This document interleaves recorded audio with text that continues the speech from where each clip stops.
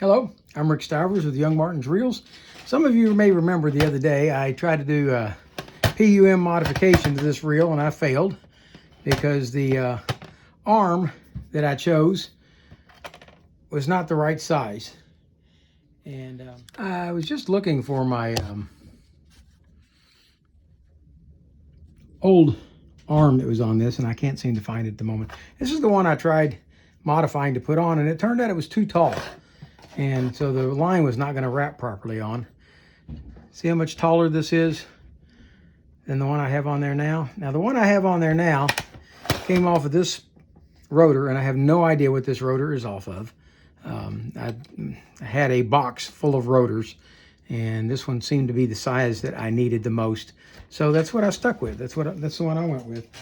And I cut that one off and I modified it to put it on here. And what I did is I took and put grease down inside the hole on it, on the arm itself. And then I put JB Weld down inside there, and I set this piece down there. Now this piece had a bevel to it, but if I had taken and ground down the bevel, it would have weakened this arm tremendously, because it would have brought it all the way down to about here, and it wouldn't have left much of the arm left. And so this is already a smaller arm than what it was supposed to be, so I didn't want to remove any of the strength of the arm. So what I went ahead and did is I built up underneath this, I greased the bottom side of the screw, and then I built up JB Weld inside there, and then I screwed this down through it and let it semi-cure up. I didn't let it cure all the way. I let it cure for about 4 hours. And then I unscrewed the screw so that I could get it off of there, and then I let it cure the rest of the way. And what I'm going to do now is I'm going to go ahead and take the screw off and dress this up, go ahead and sand it down smooth, and I'm going to give it a quick little coat of paint, and we're going to tear this reel down, rebuild it, because I plan to fish with it tomorrow. So let's get started by taking this off.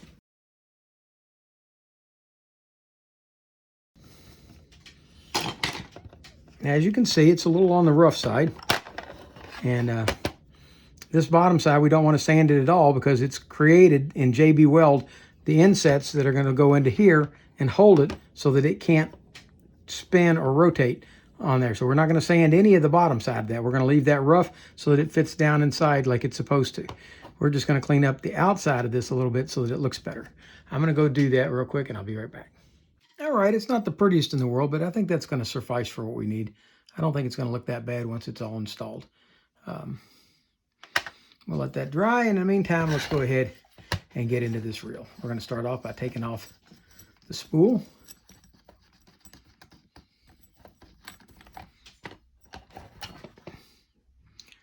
A little dirty inside. And has been lubricated a bit in there. All right. That's a nice heavy-duty axle this thing's got in it. Let's go ahead now, and we're going to unscrew this arm off of here. The screw out of the arm, or handle.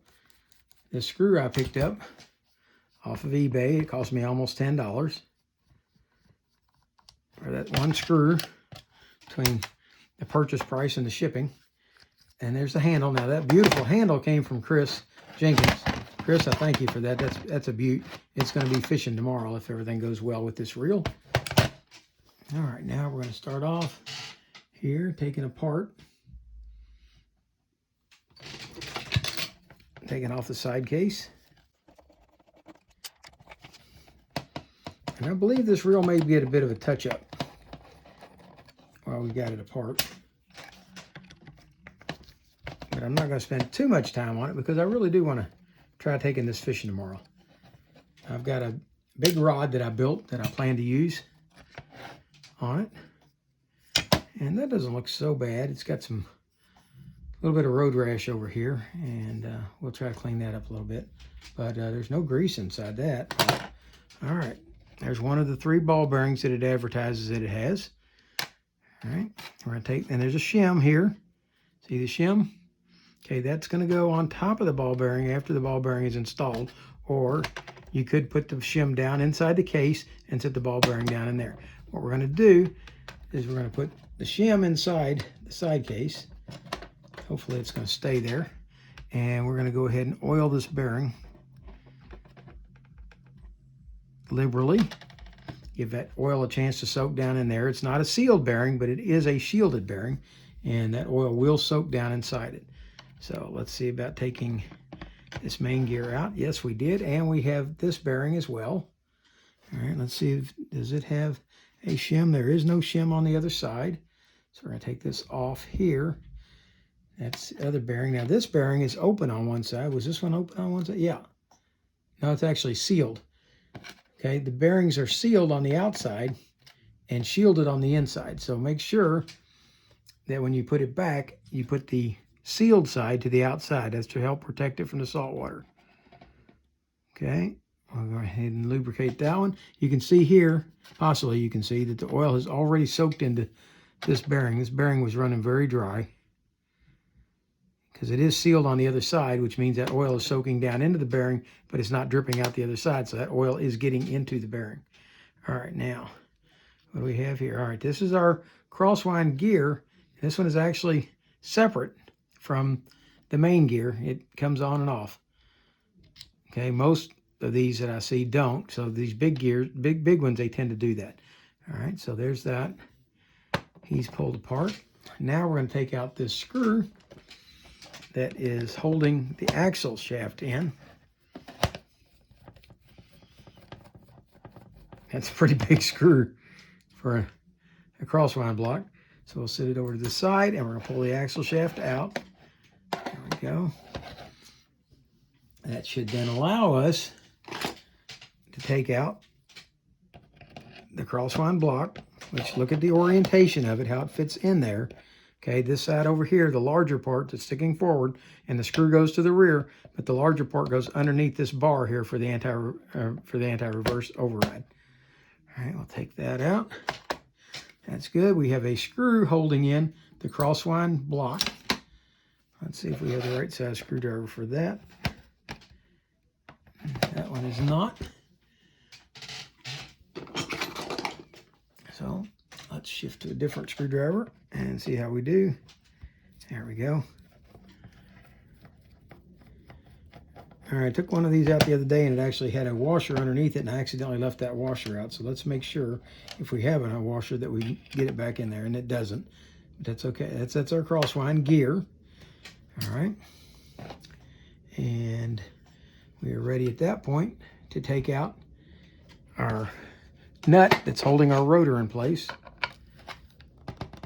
There we go. It unscrews in the conventional direction. Let's take that off. There comes the rotor. Now, this anti-reverse cog right here is screwed in by those 3 screws. I don't see a need to take that out, so we're going to leave it in. And there's no dirt or anything else under it, so we're going to leave that. Okay, set that over to the side. Let's look up under here. We want to be able to remove this bearing, so we're going to take this bearing retainer off. It's 3 screws that hold it in place, and they appear to all be the same, and there isn't any particular orientation to this. Okay, so let's take... we're going to have to step up a notch on our screwdriver. All right, that took me a second to come up with a screwdriver that I thought would work. Let's see if it will. Yep. Okay.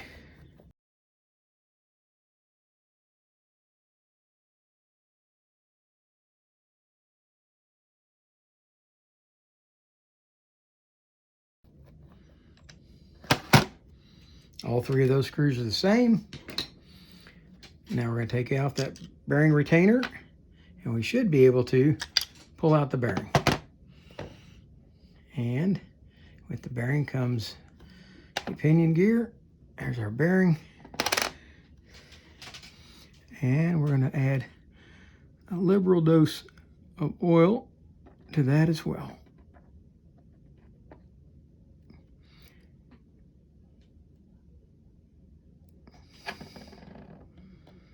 These bearings are really soaking in the oil, so they have needed it apparently.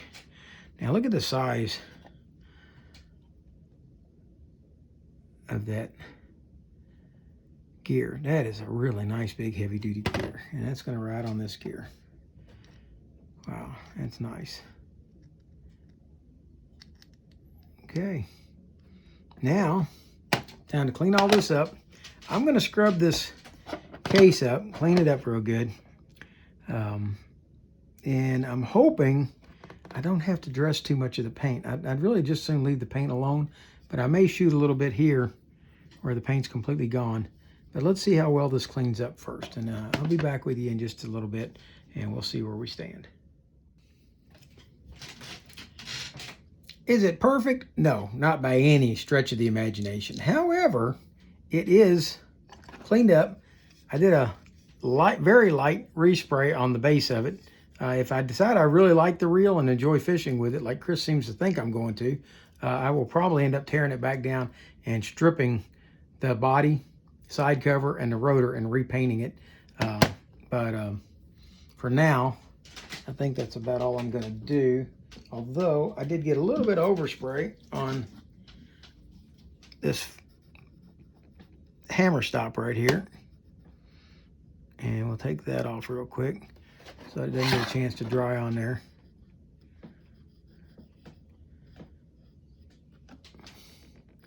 And let's get to work putting this reel together.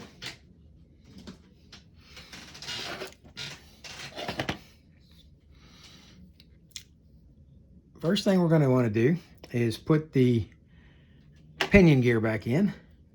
We will grease it well and put it back in.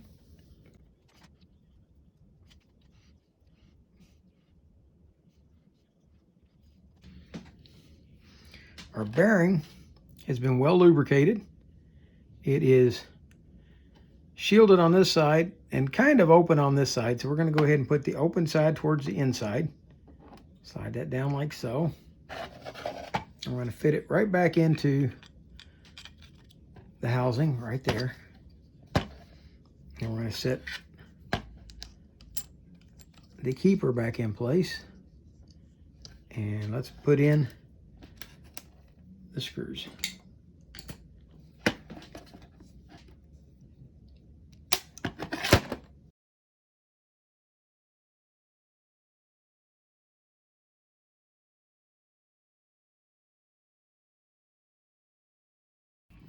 Going to oil the anti-reverse pawl where it pivots and where it pins on the spring, and that should now easily trip right here. And it's not going to hurt to put just a dab of grease right there on the cam where it's going to ride on the pawl, like so. All right. That done. I'm ready to reinstall the crosswind block. Before I do that, I'm going to go ahead and set our first bearing back in the side case. There, like so.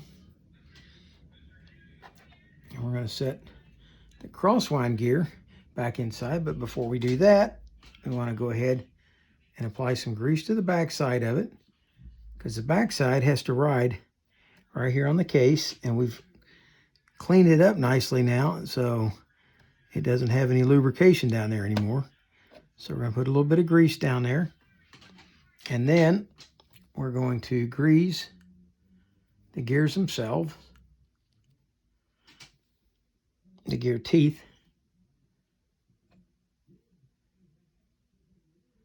You don't have to get every one. It'll work its way around. Set it back into place. And we're going to put the screw back in.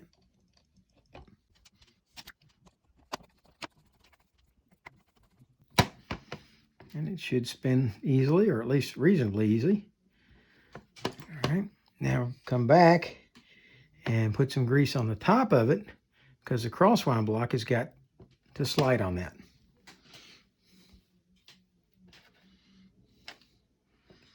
Going to take our gear now. Now, our main gear, I did notice, I didn't tell you a while ago, there's a shim on the outside of the bearing, but there was also a shim on the inside of the bearing.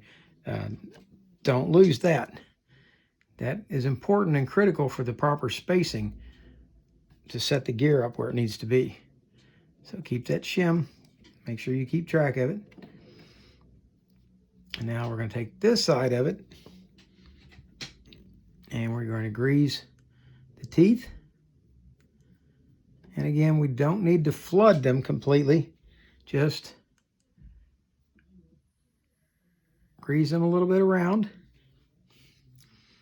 Then we're going to take this gear. This is a crosswind primary gear.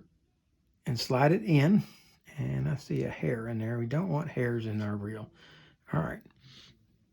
And we'll put some grease on that as well.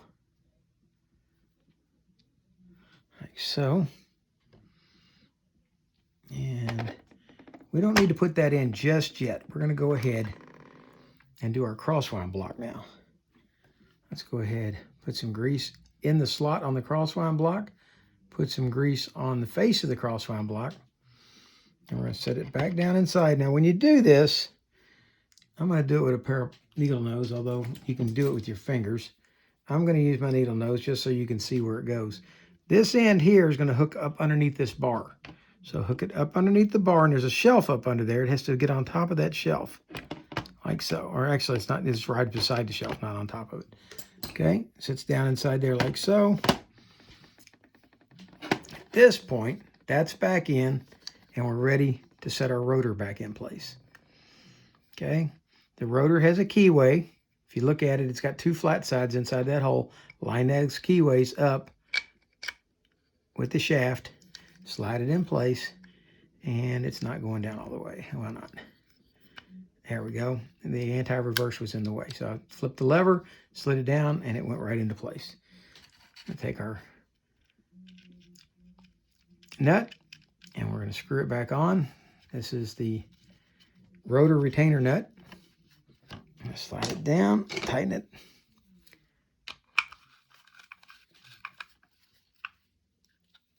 There we go. All right, that's pretty nice. Let's flip the anti-reverse back on. Now hear it. And it's fully functional. Okay, we got the rotor in place. We got that over there. Now we're going to take our axle shaft. And I've been studying this for a bit. And my mentor, Dennis, always greases axle shafts. I always felt like it would kind of slow them down a little bit. But looking at the torque that's involved with this, I have come to decide maybe not. So I think I'm going to start greasing these, but ever so slightly. I was thinking that the oil would allow them to slide surface to surface much easier, which I think it would, but I think the grease is going to stay put longer. So I'm hoping it's not going to slow this reel down that much. Dennis, I'm following your lead, brother. Okay. He's been doing it that way for 30 years, so I don't think it's going to harm it in any way, shape, or fashion.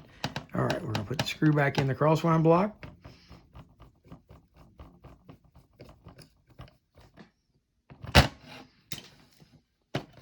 Okay, that's good.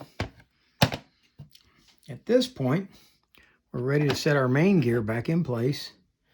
It has to slide up under that axle shaft.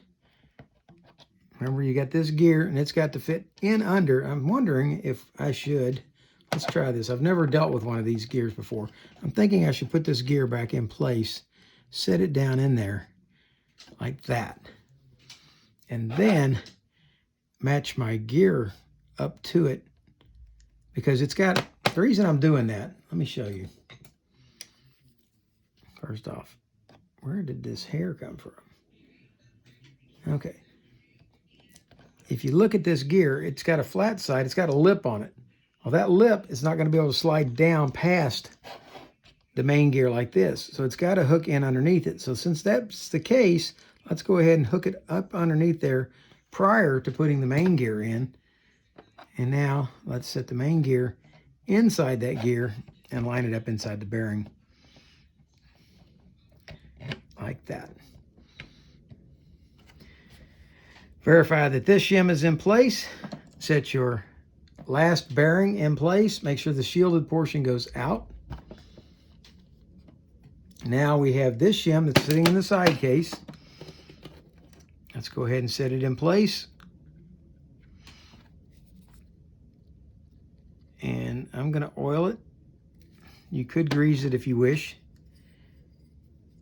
That bearing has been well oiled now. We're going to set the side plate back on, like so. And let's see about getting the screws back in it.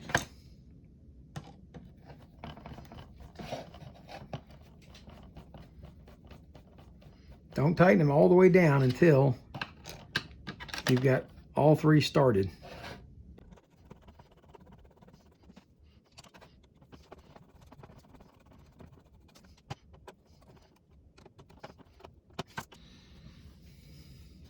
Oh no, Chris, don't shoot me.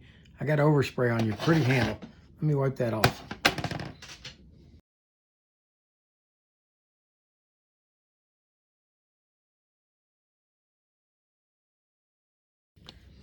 And if anybody's wondering how I'm so easily wiping off overspray, I'm using acetone. So, okay. We're going to slide the handle back in on the side here. We're going to put my $10 screw back in.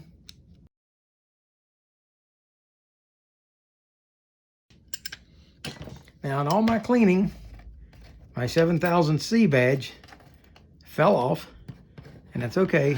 It's because the WD-40 dissolved the rubber cement, and I'm going to take and rubber cement that back in place.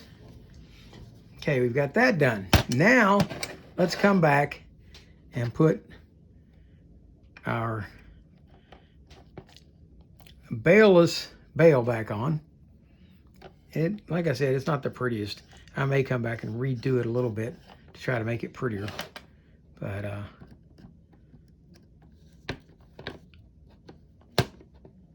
first, I want to test it and see how well it works. The roller spins freely. I'm going to go ahead and oil that at this point, because I'm hoping to hook a big redfish on this thing tomorrow, and I want it to be able to do everything it can. I have a sharp spot right there that I've got to clean off real quick.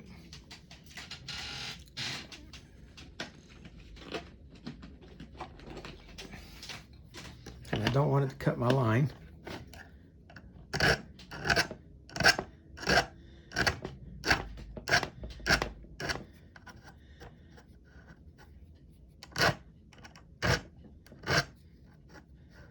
All right, I no longer have a sharp spot. Let's go ahead at this point and take and wipe out the inside of this. Clean it up. And let's take the drag stack out and see what we encounter inside.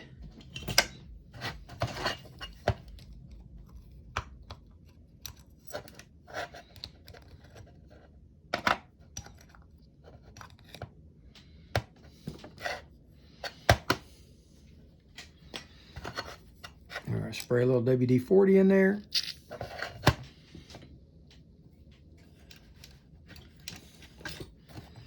I will go to town in there with my acid brush, clean it up, run my cotton swab through there, clean it out good.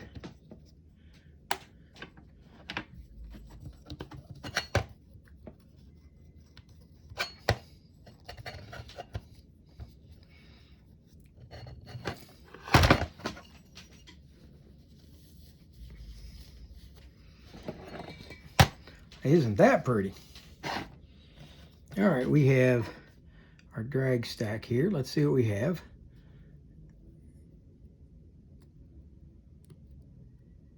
We have washers that are stuck together. Look like they've been that way a long time, so let's break down. Where's that one washer? That's one washer. It's a dirty washer. There we go. They're big, heavy washers. They're not thin washers. There we go. Okay, we have one heavy thick washer, and then we have these two, which appear to be Teflon. I believe those are.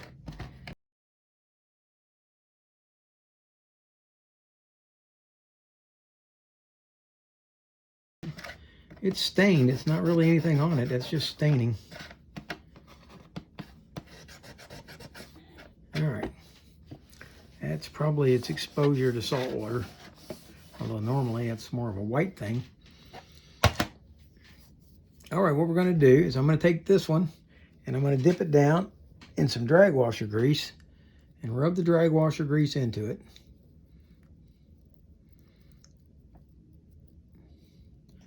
Then I'm going to put it down inside there. I'm going to follow that up with a keyed washer. That's got the two flats on the circle here. I'll put that in.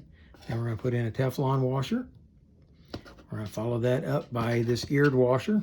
Got the little ears on, one on each side. Those have to go into these slots here. There we go. Put in one more Teflon washer. And then our final drag washer, which is also keyed, goes in, and then this retaining ring right here.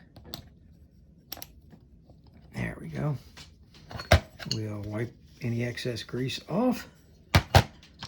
Set this back in place.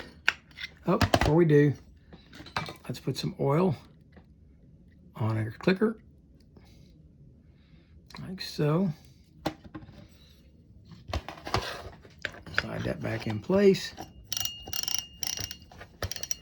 Turn it and it will drop down. Then we can put our knob back on. And I got a little bit of JB Weld right here. Let's see if I can get that off. It's going to take a little more effort. Now that I let it dry, I didn't realize I got it on there.